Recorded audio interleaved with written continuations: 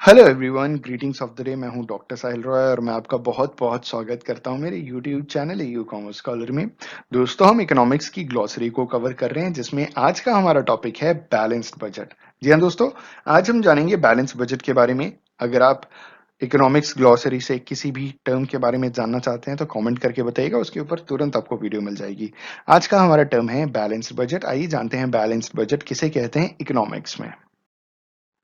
Balance budget के बारे में सबसे पहली बात कही जा रही है कि a government budget is said to be in balance if the budget receipts are equal to budgets expenditure. दोस्तों, गवर्नमेंट का बजट तब बैलेंस होता है जब जो बजट का रिसीट्स है, जो भी हमें रिसीव हो रहा है, पैसे आ रहे हैं, वो बजट के एक्सपेंडिचर के बराबर हो जाता है, तो इसे हम बैलेंस बजट कहते हैं। नॉर्मली बैलेंस बजट हम गवर्नमेंट के बजट की बात करते हैं तभी होता है कि जितना रेवेन्यू है, मतलब जितना हमारे पास पैसा आना है, जो भी हमारे पास पैसा आ रहा है उतना ही हम खर्चा कर रहे हैं, तो ये चीजें बैलेंस हो गई। आगे इन्होंने बोला, a government budget is in balance only if the budget receipts is similar and equal to the budget expenditure. तो इन्होंने बोला कि जितना आपका खर्चा है, मान लीजिए आपका एक्सपेंडिचर 50,000 रुपीज है, ठीक है, और आपका रिसीट्स भी 50,000 है, तो ये आपका बैलेंस हो गया बजट। इन्होंने बोला गवर्नमेंट का बजट तभी बैलेंस होगा जब गवर्नमेंट के जो भी रिसीट्स हैं वो उनके एक्सपेंडिचर के बराबर होंगे, तो ये आपका गवर्नमेंट का बजट बैलेंस हो जाएगा। इसके फायदे क्या हैं? It ensures financial stability. इसकी मदद से क्या होता है कि जो फाइनेंशियल स्टेबिलिटी है वो आती है। It avoids wasteful expenditure.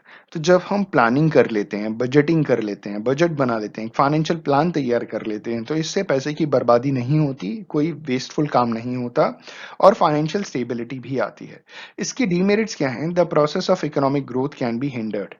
इसकी डीमेरिट्स में सबसे पहली बात बोली गई है कि जो इकोनॉमिक ग्रोथ का जो प्रोसेस है उसमें बहुत बाधा आती है और वेलफेयर एक्टिविटीज में भी रिस्ट्रिक्टेड, इससे वेलफेयर एक्टिविटीज रिस्ट्रिक्ट हो जाती है। रीजन ये है, अभी नॉर्मली होता क्या है कि गवर्नमेंट के एक्सपेंडिचर्स बहुत ज्यादा होते हैं और रिसीट्स कंपैरेटिवली बहुत कम होता है। गवर्नमेंट के एक्सपेंडिचर्स होती क्या है? जनरल पब्लिक के लिए रोड बनाना होता है, ठीक है, ट्रांसपोर्टेशन की सुविधा, डैम्स, फ्लाईओवर्स, मेट्रोस, ये गवर्नमेंट खर्च करती है। और ये नॉर्मली जो खर्चे होते हैं वो बहुत ज्यादा होते हैं in comparison to government receipts. तो इन्होंने बोला कि ये एक तरीके का डीमेरिट है कि जितना पैसा रिसीव होगा, मान लीजिए 10,000 रिसीव हुआ, 10,000 करोड़ रिसीव हुआ, तो आप सिर्फ 10,000 करोड़ ही खर्च कर पाएंगे और बहुत लिमिटेड खर्च कर पाएंगे, इसके ऊपर आप खर्च नहीं कर पाएंगे।